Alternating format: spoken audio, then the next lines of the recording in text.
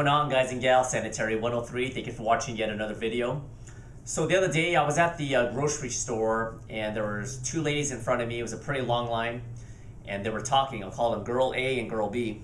Girl A told her friend, Girl B, that she was pre-diabetic. She was only about, I would say like 30 years old. It's pretty sad, and she was concerned, and rightfully so. So Girl B, which is her friend, asked her, well, what happened when you go to the doctor? You know, what's gonna happen? And she said that she had to go on medication.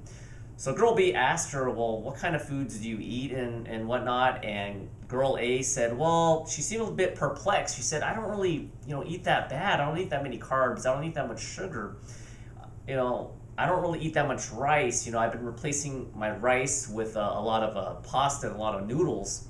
And from there, I kind of cringed. She couldn't obviously see me because they're facing this way, and I don't want to be nosy. Obviously, I'm not gonna give out advice unless somebody asks. But I couldn't help but hear what she was saying and start to cringe, and my ears kind of perked up.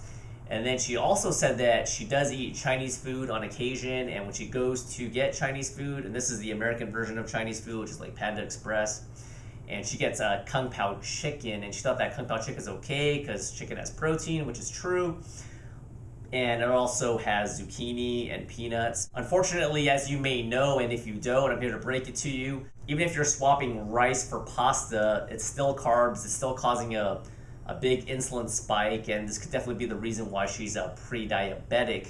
And the Chinese food, the Kung Pao chicken, is definitely not helping. And she also said she eats a ton of fruit, and fruit is better than processed sugar, but fruit is a carb, it is sugar, and that definitely is probably causing her insulin to go through the roof. And coincidentally, just as an example, from time to time, I actually did buy this sauce. This is from Panda Express right here. This is the Kung Pao chicken, and I've used this just to drizzle a little bit on my chicken, and when I make the chicken, it's actually pretty light. It's a little dash, but let me just read this to you. For 2 tablespoons, there's 640 milligrams of sodium. It's a lot of sodium, and 6 carbohydrates, and of the 6 carbohydrates, 4 are sugar. That's only 2 tablespoons, and when I make the Kung Pao chicken, the chicken looks really light. And I'm just giving a rough estimate, but at those Chinese food places like Panda Express, I guarantee you they're using probably close to 10 times the amount that I use. So in that one serving of Kung Pao chicken, she's probably getting, 45, 50 grams of sugar or even more, which is the equivalent of an entire soda. One of the main points I wanted to make in this video is that you need to be more proactive in your own health. There's nothing wrong with going to the doctor, and if you go to the doctor, you definitely want to listen to them and take their advice, but at the same time, you don't want to be a sheep or a walking zombie and just listening to what they say without doing your own research. Going back to the example of this girl, now, it doesn't seem like she really knew basic nutrition. Now, I don't know if the doctor simply told her and it went through one ear and out the other, or the second option is that the doctor didn't tell her anything and just said, here's a pill. Regardless of the situation, it seems like she left that consultation scratching her head and not knowing much about what to do other than take some pills. Now, I don't know about you, but I personally don't want to be on a medication.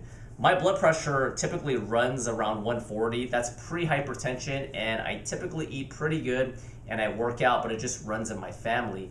I don't want to be on medication. I don't want to take the easy way out. Now, I'm not judging other people. If people want to not adjust their diet and just take pills, that's fine. But personally with me, I would rather try to do everything in my will to do it naturally, and then if it gets too out of hand, then maybe take some medication, and that's what most doctors recommend. And to reiterate another point about being proactive about your own health, you need to take advantage of this age of technology, of this age of information. This is not like the 1970s or 80s where the only time you can get information is if you bought a entire A through Z encyclopedias, or you had to go to a public library. You can still do that, but now there's a thing called the internet. There's Google. There's tons of information out there that can help you be more proactive and more informed of your own health. And this is definitely gonna help you before you go to a consultation in the future with a doctor.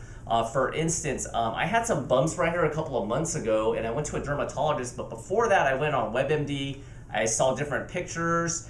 I just did all this research possible because I was curious to see what was possibly causing it.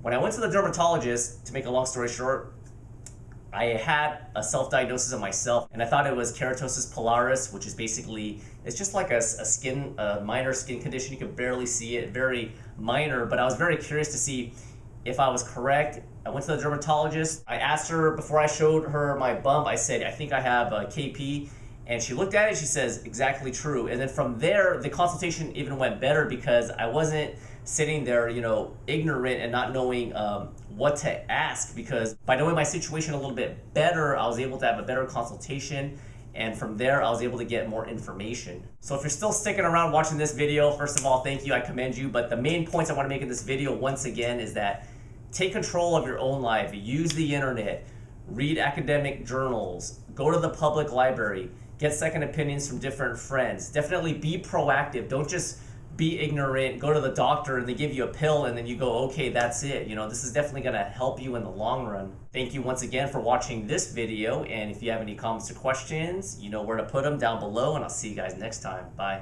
She may have some really good advice and a different angle, and more information is definitely better for multiple sources.